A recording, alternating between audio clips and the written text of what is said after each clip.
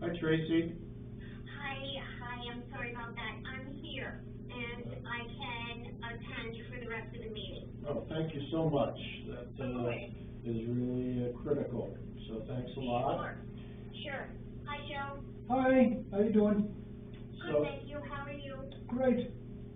So Tracy, we have a packed house. It's Okay.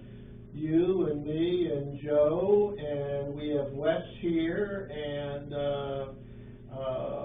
Bob Flint, and we have Joel Goldstrom and Lori and Scott Murch, and then we have Dwight and Connie Warren, who are here as well, and Dale Cressy. So Perfect. got a Welcome, everyone. big crowd. Hi. Okay. First thing is the minutes from 3/24/22. I move we approve the minutes as distributed. Okay. And I second, I did review them. Okay, so that's approved, and then I'll send them in and get them posted.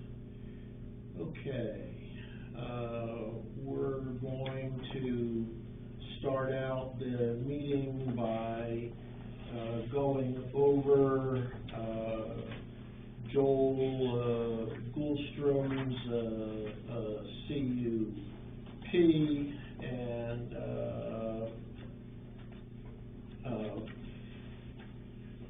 so I'll do a little bit of summarization and then let Wes add in anything that you want. And just because we're on camera tonight,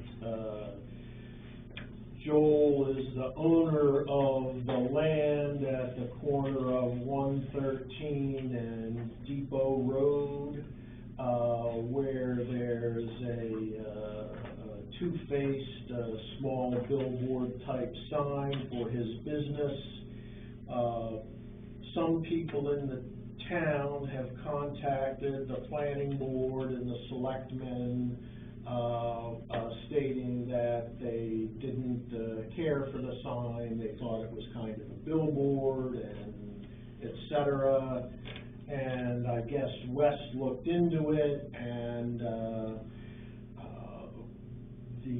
there's actually no state law against that particular sign, but the DOT has stated that any sign for a business has to be within 1,000 feet of that business. And while Joel owns the property, the house on it is just a rental unit that he has.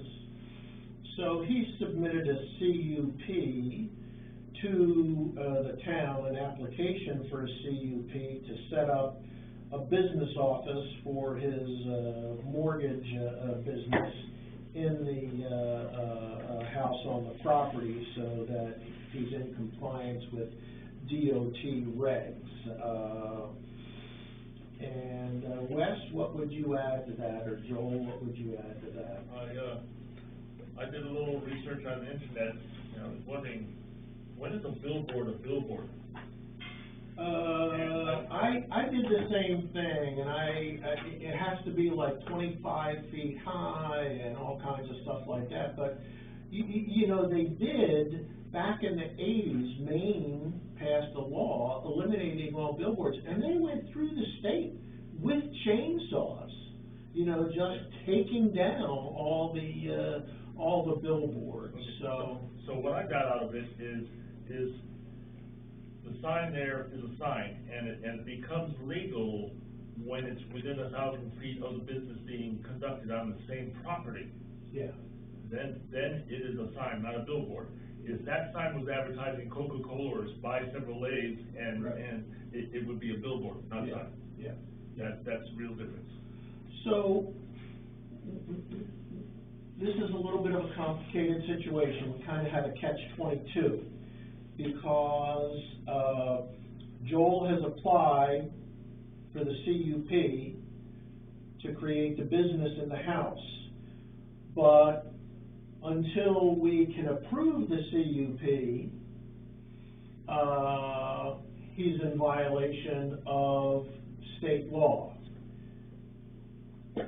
And a wonderful place for me to have my say on this. Yeah. I don't think it's the job of the town to enforce state law. I don't think this is any of our business. I mean, it's not part of our ordinance. In fact, when the town took up an ordinance that the planning board wrote, took to town meeting, and the town voted it down, a sign ordinance. And we don't enforce state law. I don't So, see it. Actually, I make a comment on Yeah, that. go ahead. I agree with you. However, I don't think the issue is the sign, the issue is the CUP, which Yeah. you guys do enforce. Yeah. So, the CUP makes my sign legal to DOT. Right. You're right, I don't know that the town has, oversight over DOT enforcement, but the sign, the DOT has waived and extended, given me a hold on their issues with my sign until we Right. come to terms here at the planning board. Oh, But I think okay. the planning board absolutely does govern the CUP. Yeah. So I agree that, that's the agenda that's on the table. the planning board's hereby authorized to hear and decide upon applications for conditional use permits in accordance with federal and state law and the provisions of this ordinance. So I did go through the land use ordinance, and it mentions state law an awful lot, so I feel like we have. I think there's a level of honesty here that, like, I'm putting the CUP in and moving my office there Yeah. so that I am compliant. Right. I don't know that, to your point, that should have bearing on the CUP. It's either, like, I could either do this before the sign and after, or neither. I would Well, assume. we may have an out here, because the problem that we have is that, if there are any violations, to state law or to the land use ordinance while we're considering the CUP, we can't approve the CUP. Actually, it gets even more complicated, and if we reject the CUP, we don't consider it for another 2 years. So the fact that there's a violation, makes it difficult, but if the DOT has told you that you have a window of opportunity to get the CUP while they're not holding you in, conflict of their regulations, then, it might be okay. I had suggested something to Wes, go ahead. Yeah, just something, and I had forgotten what Joel just brought up, that when this first evolved, there was a series of emails between him and the state official, trying to enforce their law, and I joined in and had some conversations telling the state official, do you recall her name? I don't. Okay, Look it up. that I would initiate a CUP and we get this then straightened out. She in turn said, fine, I can live with that, and I indicated, probably gonna take about 2 months, three meetings or so, and she said, fine, I can live with that, let's see how it turns out. Okay? So Matt, Yeah, hi Tracy. hi there, hi Joel, I can't see you, but I'm listening in, and I wondered if you'd be kind of, I don't know if this would help, but if Joel would be willing to remove the sign during pendency of our approving the CUP, that he's not in any direct violation of state law, because our CUP is gonna require that he's in compliance with all state law. That's a standard condition. If he would remove it temporarily while we go through the approval process, and then upon approval of the CUP, he could reinstitute the sign, not be in any violation of any local ordinance, not be in any violation of state law. The email from the DOT official specifically stated that the sign may stay up until the proceedings for the CUP are concluded.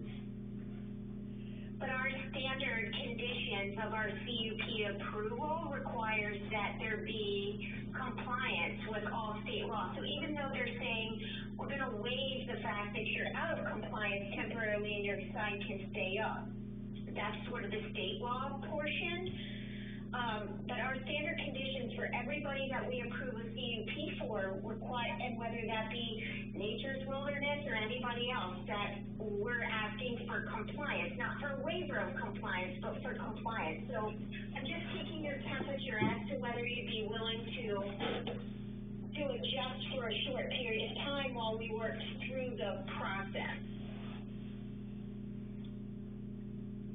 If that's what you feel is necessary to, yeah, I suppose. You wouldn't have to take the poles down, just the Nope. placards. Yeah. That's right, and it would be temporary. So again, this is me just taking your temperature. I mean, part of what we have to do as a planning board is treat all applicants the same way, right? So you're hearing us trying to work with you, but work with you within the context of what we try to do for everyone universally.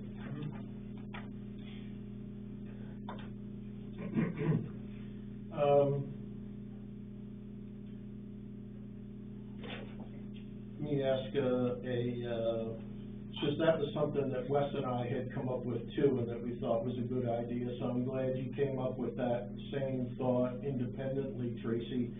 Joe, do we need to make a motion and take a vote on recommending that Joel take the sign down temporarily?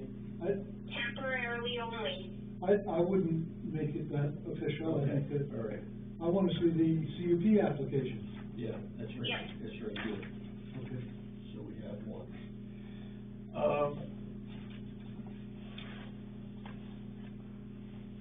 I think this is a relatively straightforward CUP. Joel and, Wes, he's paid his money and we have the CUP here. What we need to do is go through that and make sure that all the I's are dotted and T's are crossed, and then we will set up a site visit and a public hearing for folks to be able to speak their mind. Now, one thing that Wes wrote to me is that he said, Joel, that for you to establish your office at that location, you would need to, establish and advertise the business at that address along with a phone number there, and establish a mailing address with the post office, to do all those things to make it a legitimate business there. So where are you at with those sorts of steps to make it a real permanent business at that location? Well, that's the first time I'm hearing of that particular correspondence. But the phone number on my sign is my cell phone number. That's what I use as my primary business contact, so I wouldn't intend to set up a landline there. I do already have internet access there, and I would use a P.O. box instead of an actual mailing address to send stuff to that particular site. Joe, did you have any questions or thoughts from looking through this? I guess, what I'm disturbed about it here is that we're focusing on this sign, and I feel I wonder, let me put it that way, I wonder if we're being fair, because I can think of 6 other signs around town that we haven't been concerned about. Mm-hmm. And I just think we should treat Joel the same way we treat Dale, right? I was thinking the same thing. I haven't had this problem. I got a sign up, but it's not the same style as this. It's not on Route 113. No, it's on 107, no. It's on the main drag, but, I mean, mine is just a double-sided sign. His is Yeah. two sides at an angle, I mean, it's just a different style, but I don't understand, I mean, the Cumberland County is taxing us on them signs nowadays, I mean, I don't understand why we didn't this problem and I didn't, I mean, why is mine not a billboard and his is? I mean, I don't understand this question, I hope you guys don't come after me over my sign now, but, I mean, it's, I mean,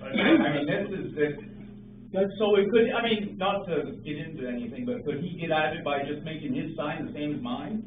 Having a two-side instead of like a billboard style, what he's got away, I mean, this is my serious concern, David. I mean, why would they, expressing I mean, Yeah. it's his business, I mean, he's trying to advertise to drum up business, I don't understand how, I mean, DOT, like you said, it's a state order, I mean, how can a town override it?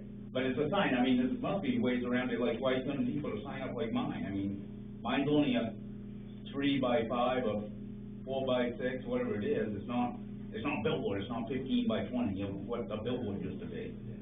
So we got, Size doesn't determine billboard, it's how it's used.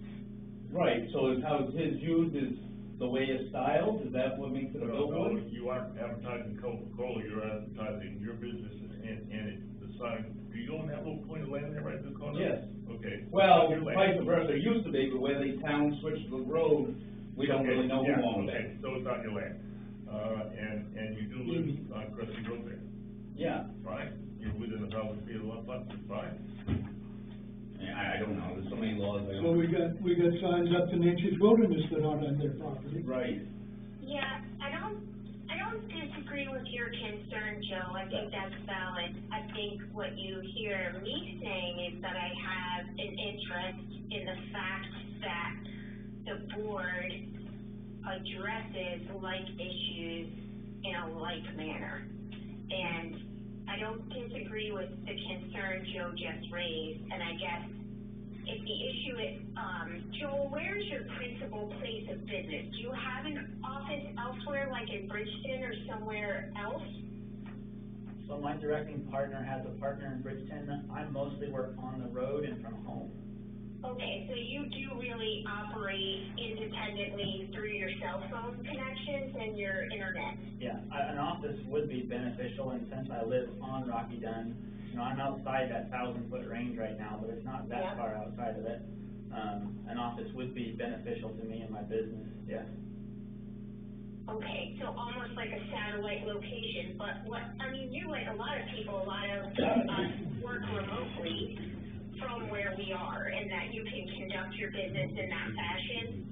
I can work remotely. A lot of my business has to work on a computer, so, and even that can be done, you know, from my car today if I wanted to, but. Sure. And the sign that we're talking about with Dale, is his sign advertising his business at or on the physical location of his principal place of business, Joe? yes. Does he have a CUP for that principal place of business? Sorry about that, Dale. No, I'm incorporated, that's all I know.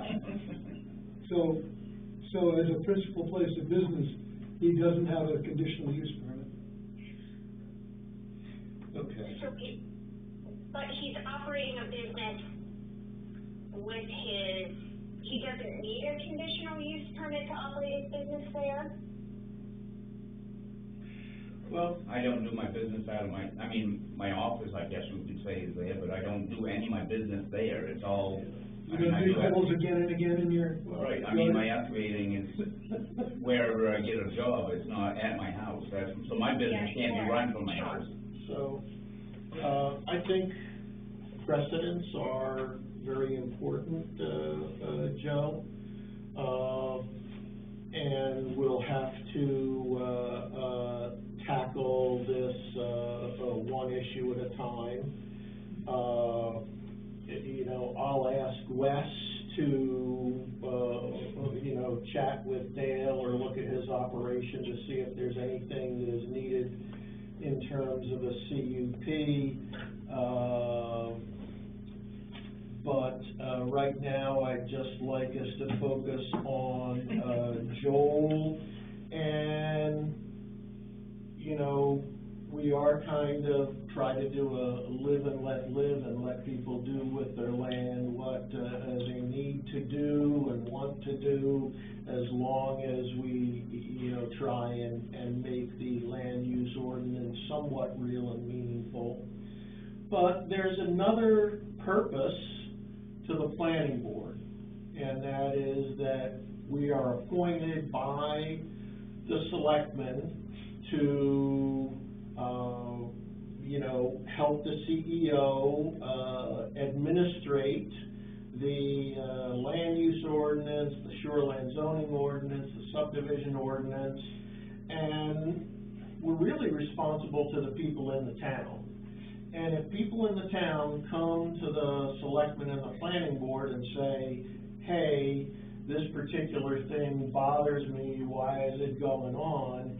And that initiative ropes in the DOT, which is a state, administrating, executing body, and they've already, told Joel that he's in violation and that he can, he has to do, put a business office in within 1,000 yards. I guess what I'm saying is the horse is out of the barn, the cow is out of the barn. We need to see this through, and I think it'll be relatively easy to do. So here's the suggestion. The CUP is straightforward. I think the only thing we really need, Joel, is we need a title, a copy of the title page to the property. Okay. Meaning the deed? Yeah, copy of the deed. And then I think the CUP will be complete, and it's not a situation where we have to worry about dust and lights and odors and all the other things we look at in a CUP. So here's what we'll do. The plan is, in the interim, you take the 2 placards down, come back to the planning board as soon as you can, even on the 24th, with the title. This will be complete. At that time, we'll set up a site walk as soon as possible. After that date, we have to have it, 10 business days before we do the site walk. We have to publish it in the Shopper's Guide. And at the same time that we set up the site walk, we'll also set up the public hearing, and then we'll wrap things up. But when we do the site walk, we'll certainly look at the sign, but we're also going to need to see the office that you have set up too. And then So the CUP is to establish an office. Yeah. Sounds like I should go set it up before the CUP is approved. Well, I think that we need to see that at least it is being set up, that the CUP is not Fictitious, yeah. yeah, exactly. And it's not a sham. Not a sham. Yeah.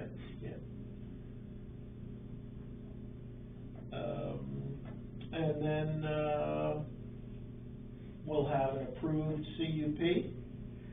If anybody in the town feels strongly enough about this to come to the public hearing, they'll be able to come and tell you how they feel and what they think, and you can have some dialogue with them.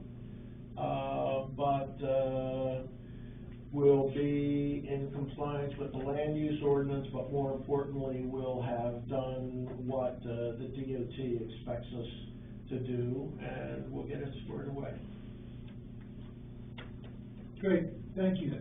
Sorry to lead us astray. No, we need the different points of view, but yeah.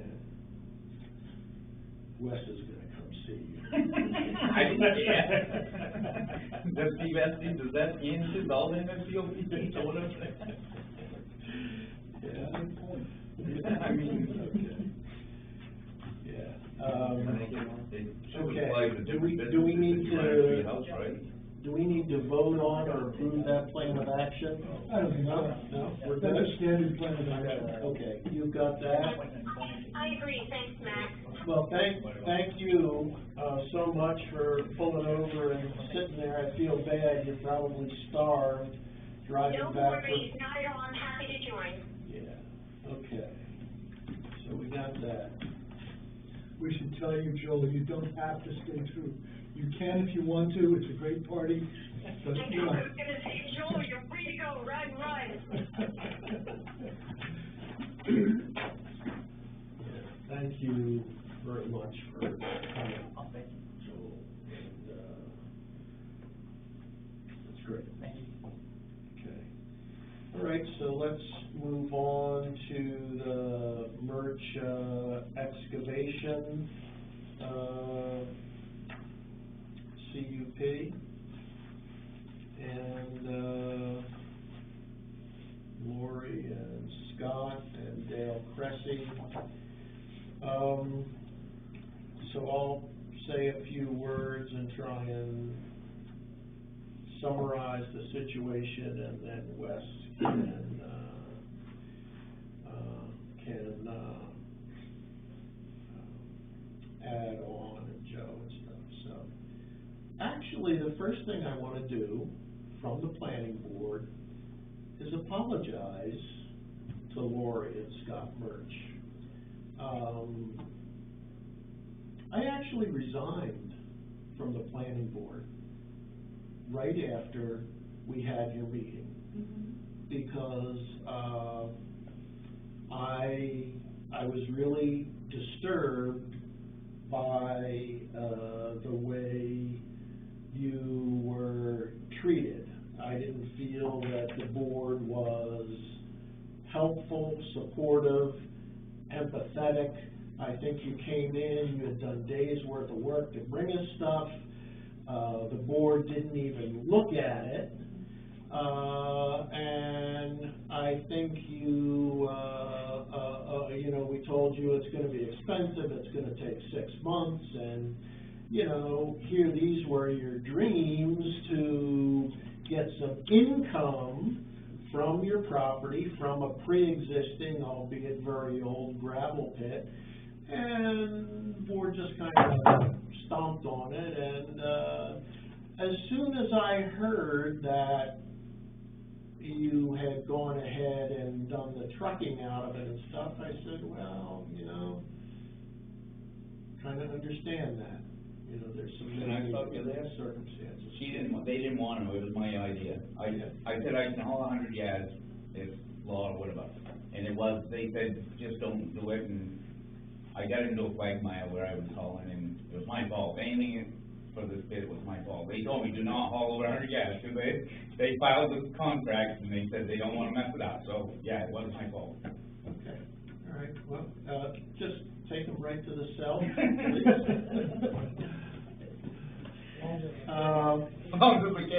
So that said, and thank you for that comment, but I did want you to know that we definitely could have handled it better.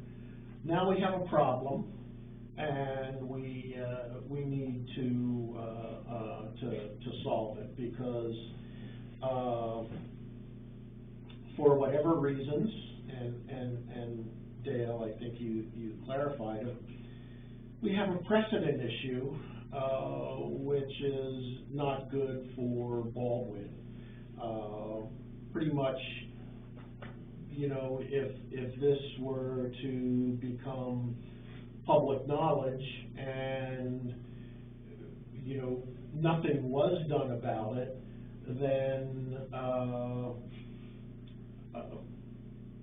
what's to stop anybody else in Baldwin from, trucking gravel and starting an excavation operation in their backyard? I mean, we did have actually, somebody that I know, pretty well, Chris Burnell, come to us, last summer, has some property and wanted to, take, some gravel out, and he had taken a couple of truckloads, and a neighbor complained, and wanted to do some more, wanted to go over 100 yards, and he came in, and we said, well, you're gonna have to get your, you know, have a site plan and everything like that, and then he just, said, nah, you know, too much trouble, and he didn't do any more. So, so we have a situation where the CUP process is not complete, and over 100 yards of gravel has been removed from the excavation site.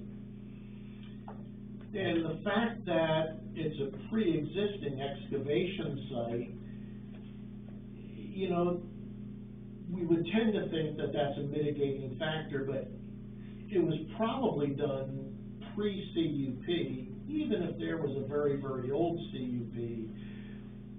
2 years or more within activity, the CUP lapses, so we wouldn't be able, even if we found an old copy in a box somewhere, it wouldn't take care of the situation, or it wouldn't make the violation that we're dealing with go away.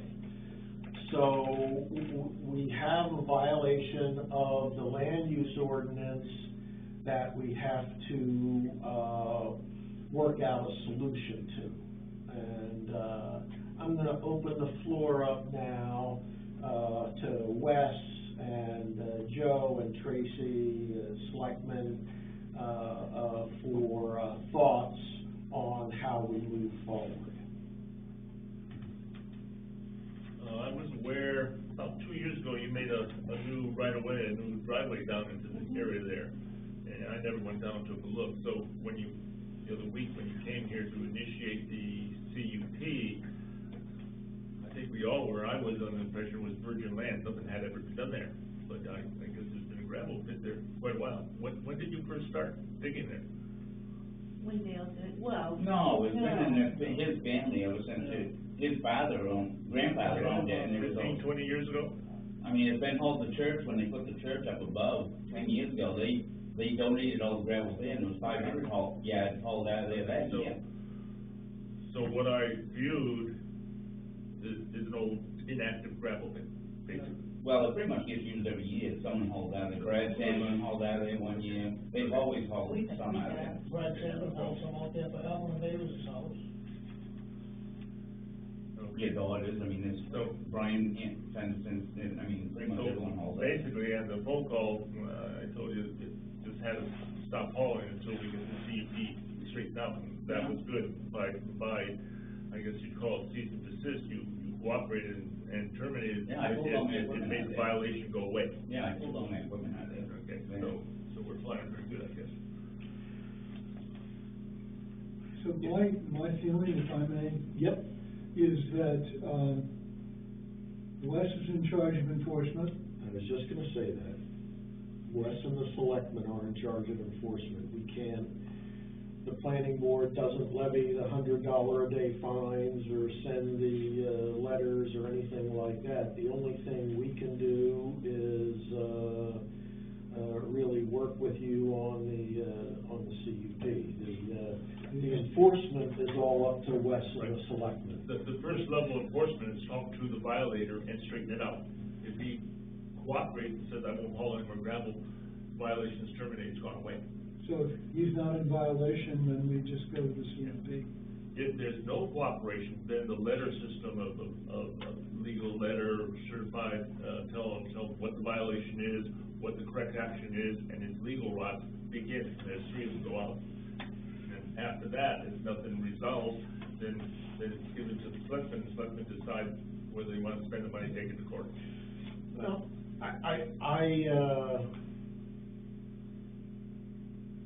I wouldn't say that the violation doesn't exist, because you just can't take more than 100 yards of gravel, without a CUP and then stop and say the violation's going away. Okay, that's a correct observation.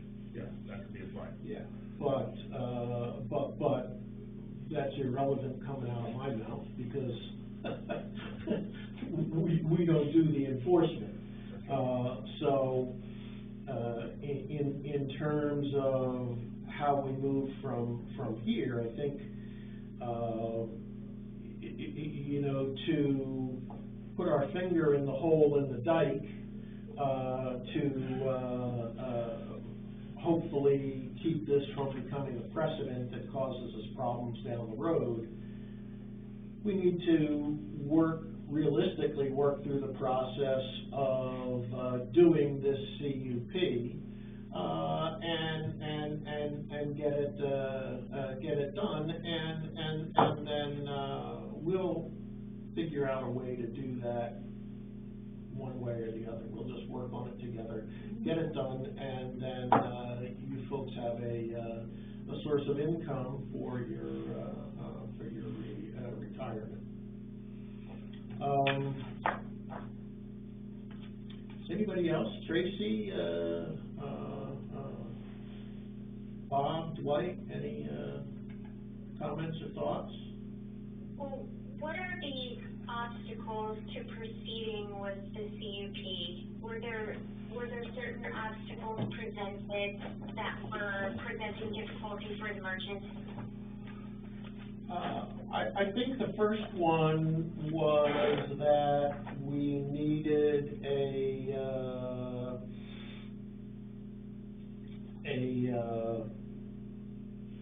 survey, a site plan. Yep. We got it, man. Okay. And that's expensive. Yeah, and so they have that now. Okay. So. We also have the soil stuff too. Okay. Okay. What I would suggest is that you get with Wes and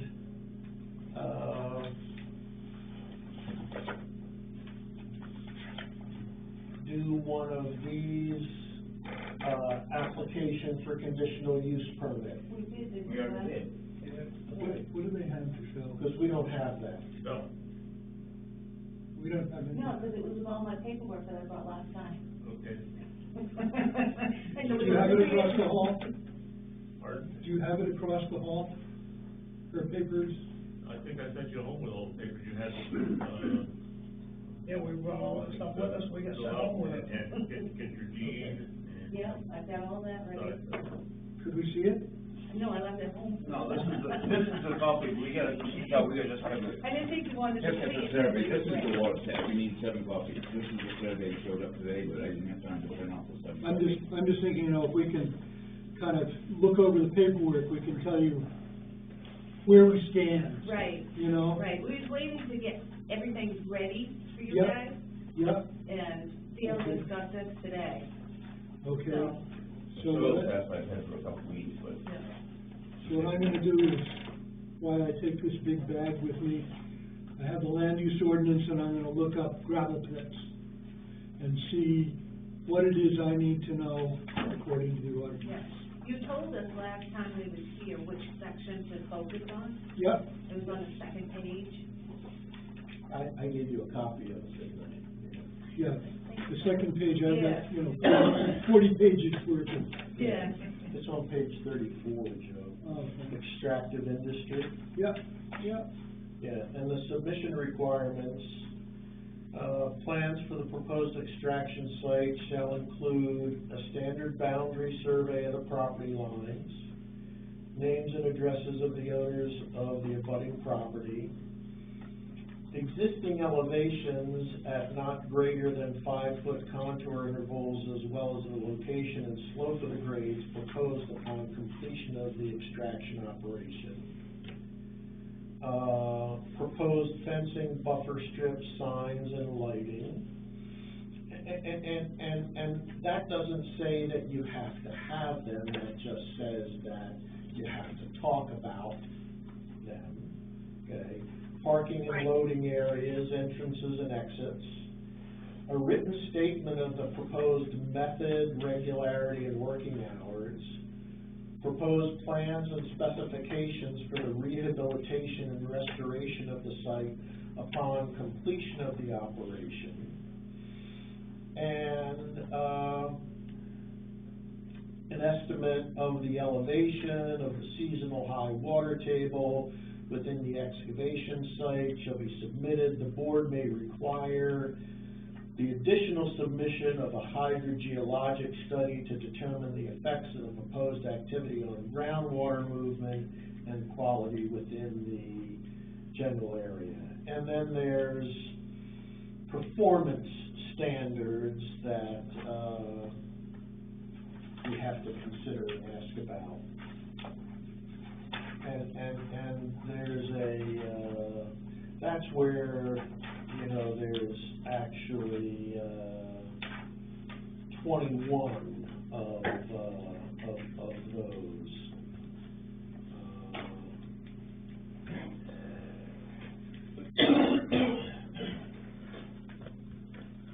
Let me read this for a second.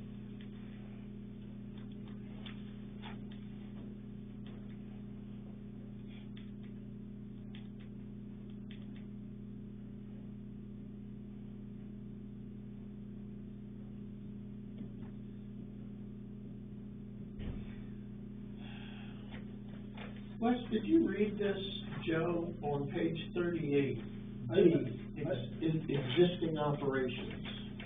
I need a number because my page is different from yours. It's D1, 10.8 D1.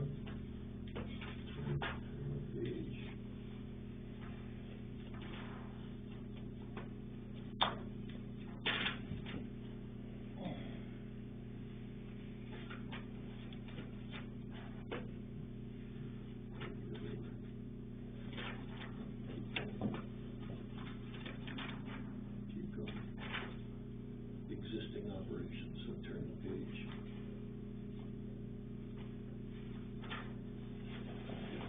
All right, here, I'm going to read this for us all and see if it helps us at all.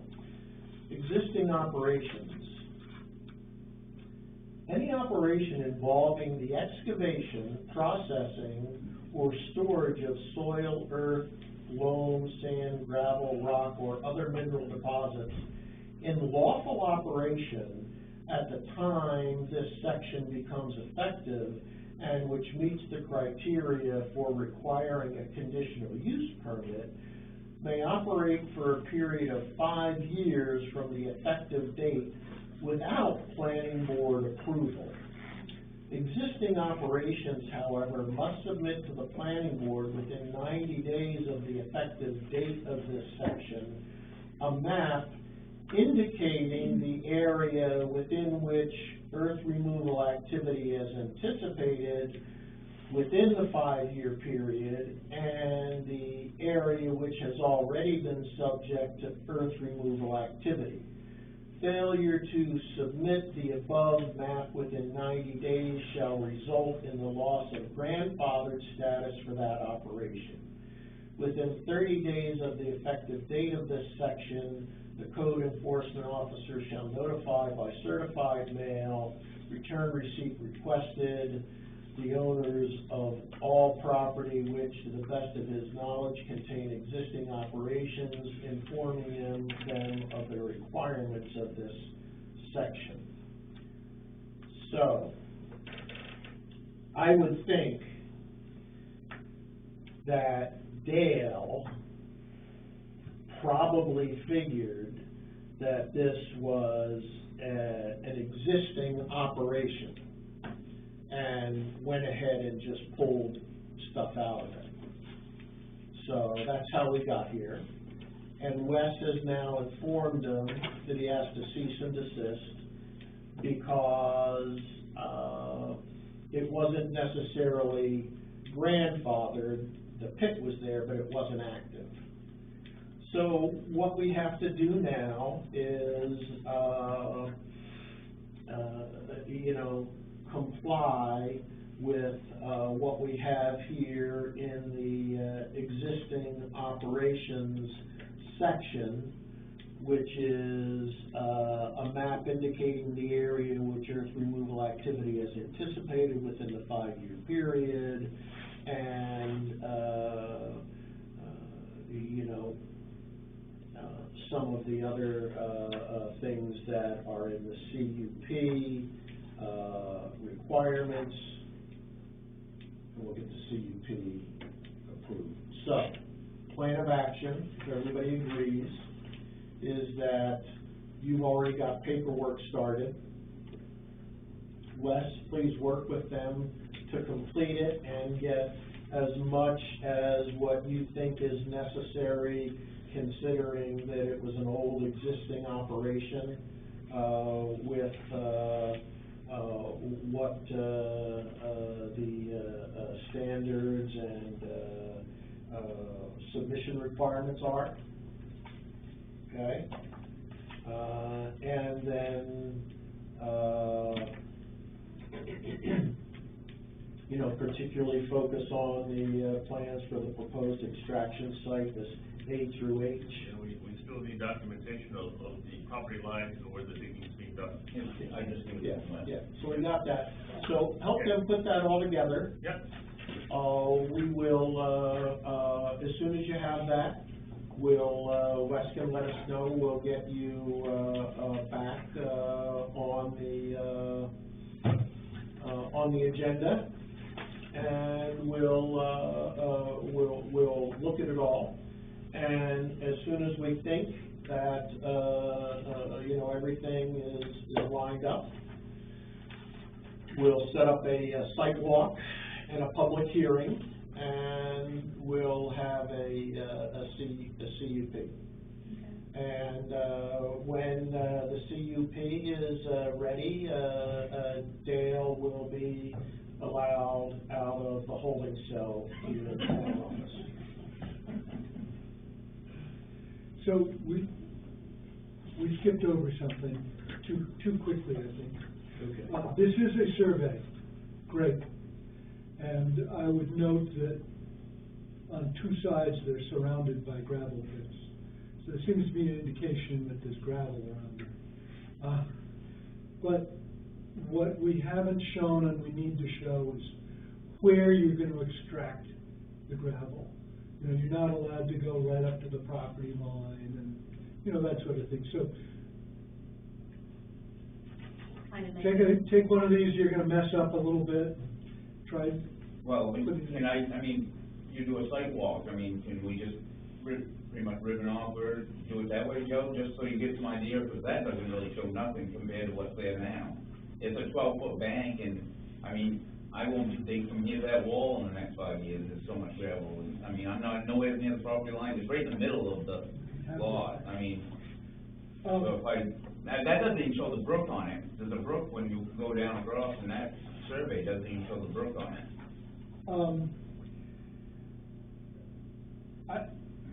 You're getting me to wonder. This shows it, Joe. Okay. Yeah.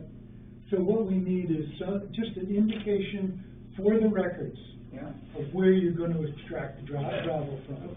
It's not. Let me give you this. Okay. So take this. See, and this is off the town of Baldwin, the parcel information stuff that's available on the. Here's the brook. That's the brook. Okay. Here's the brook. This is the property. Here's the road goes up to Point Westfield. Okay. Yeah. Right. Yeah. So it's kind of. So take this and kind of superimpose that on the map that you have there as a site plan, and I think that'll get us closer to where we need to be. We need that indication for the records for the people. Right. When Matt and I are no longer on the planning board, and and you're still pulling out gravel 50 years from now, I hope. I will be around. I probably won't be either, Scott. Tracy, does that You sound? better be, you better be on the planning board 50 years from now, that's just all I have to say about that. But yes, that sounds like a good forward momentum. I support kind of where we're headed. Yeah, we have, in Joe's will, he's gonna be, embalmed in this chair right here. Nice. You know, I am a probate and trust attorney, just saying. Okay, folks, great stuff. Thank you all for coming in and working through this.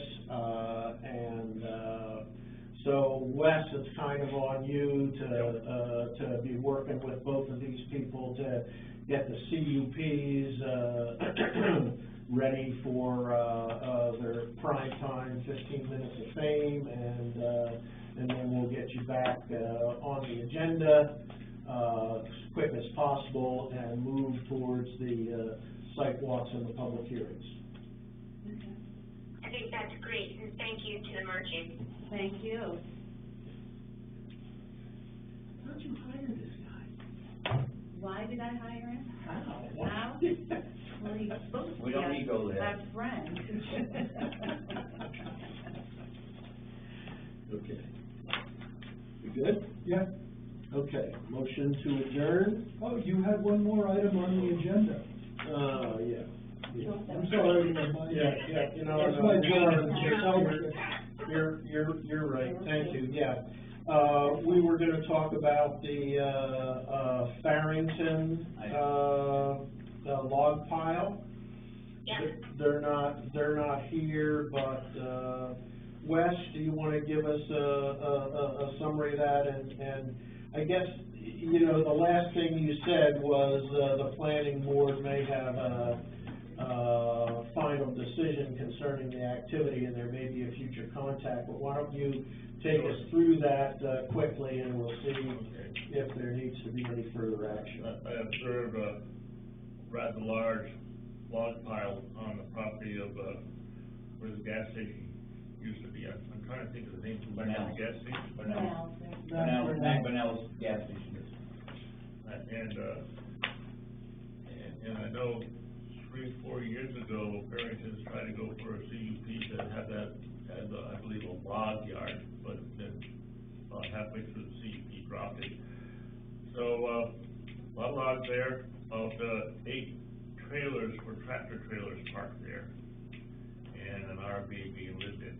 So I talked to the owners of the RV, told them that the ordinance allows living in an RV property for 7 months of the year. So that was the end of that conversation. Then I went to Farrington's, which their base operation is right there on 113, just heading eastward, just a little bit beyond the junction of Chase Road. And so Neil happened to be there, or Kyle happened to be there. Don't give me So another I one. had a talk with him, and what it appeared to me is, and what he said in fragments of conversation, is that he had loads of lumber during the logs during the winter, and he didn't want to truck them way off somewhere else at that time, so he just put them on his property as storage for the time being. And obviously his tractor trailer there, the property he had where he operates out of 113 is not that large. And the pertinent question I asked him, I said, are you doing any exchange money as a commercial operation? He said, no, I'm just storing it right there. And that's as far as the conversation went. I determined that he's just storing it.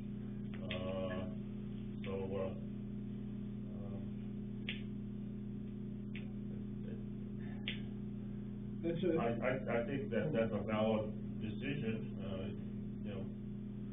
So is the issue the logs or the RV? Pardon? Is the issue the log piles or the RV with him? The log pile.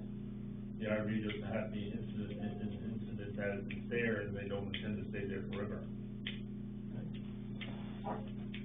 I guess I don't understand having the exchange of money on site being the criteria for judging whether a business is done on the site.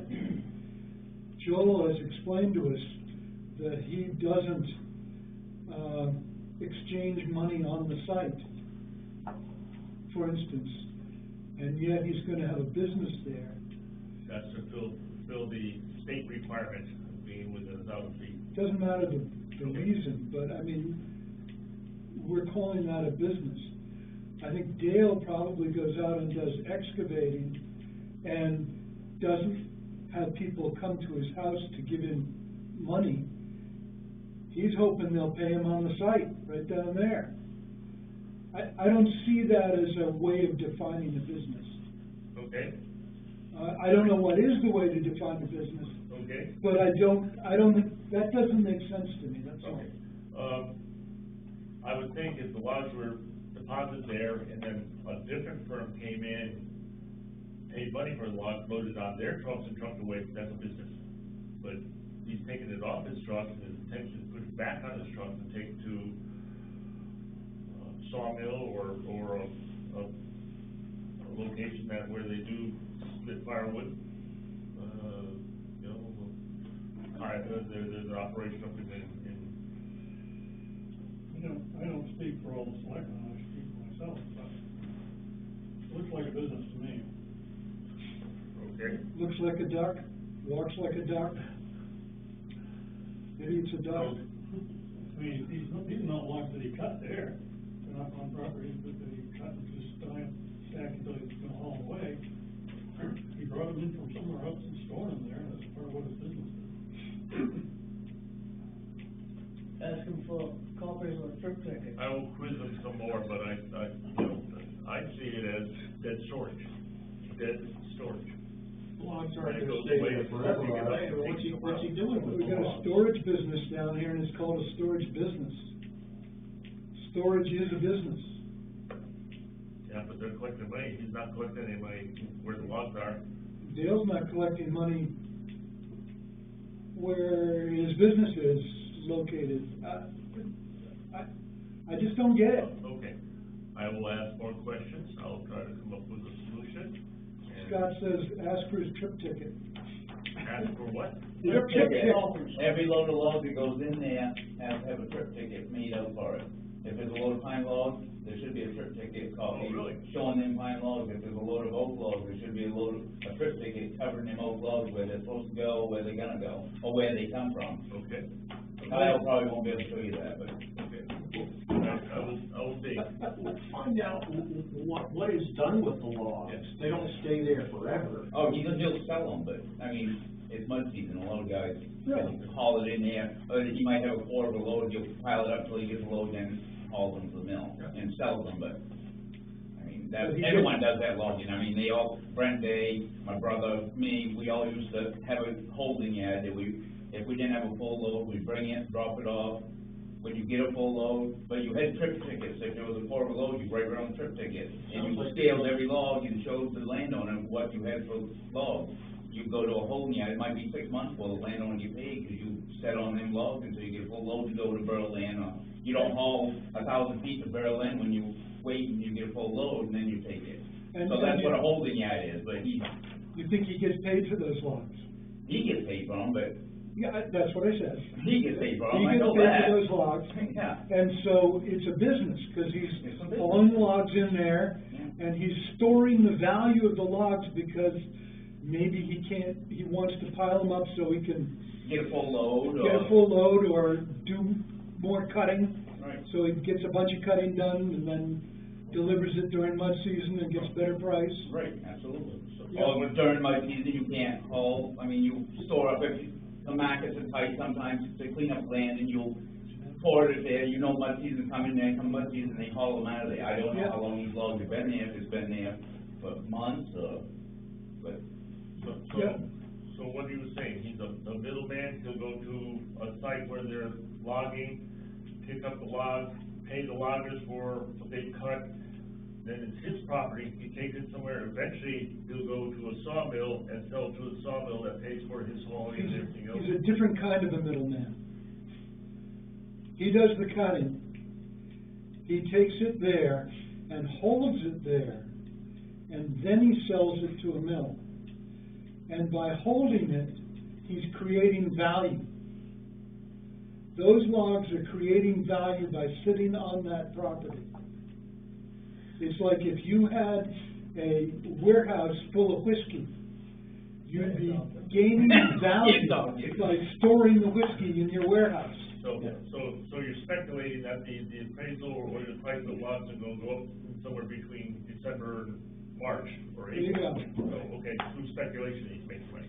Yeah. That happens. So, Wes, in your note to me, you said one thing about 2 to 3 years past, Barrington attempted to apply for a CUP to use the location for a commercial business, but Yeah. eventually dropped it.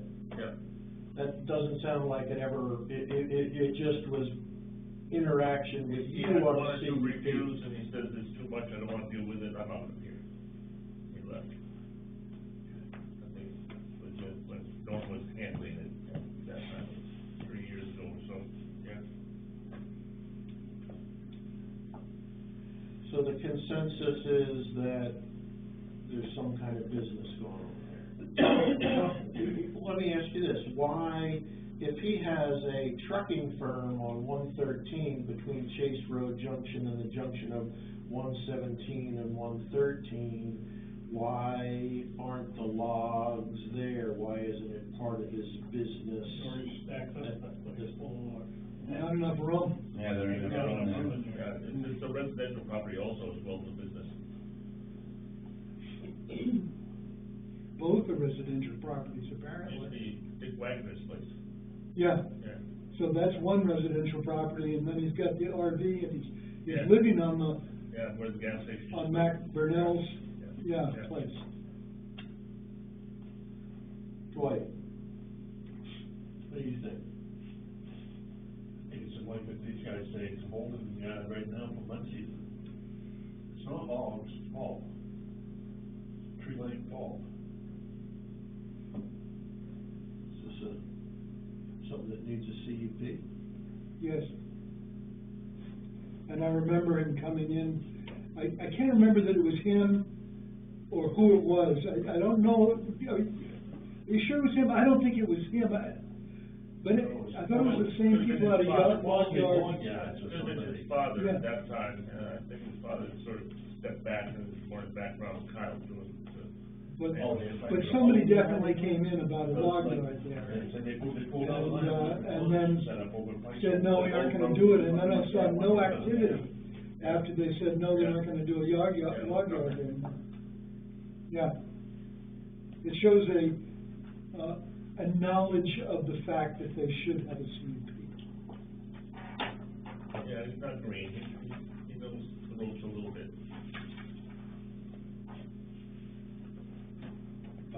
What business would this be? It would be, forestry, under forestry, and, I would think. The operation of timber tracks, tree farms, forest nurseries, the harvesting of forest products, and the performance of forest services. Forest management activities. Forestry or forest management activities. I just wanna make sure that if we, go through the process of doing a CUP, that we have a definition or a business to put this, under.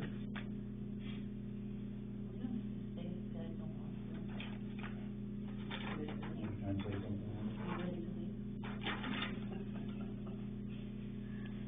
There's timber harvesting too. Commercial wood processing and sales.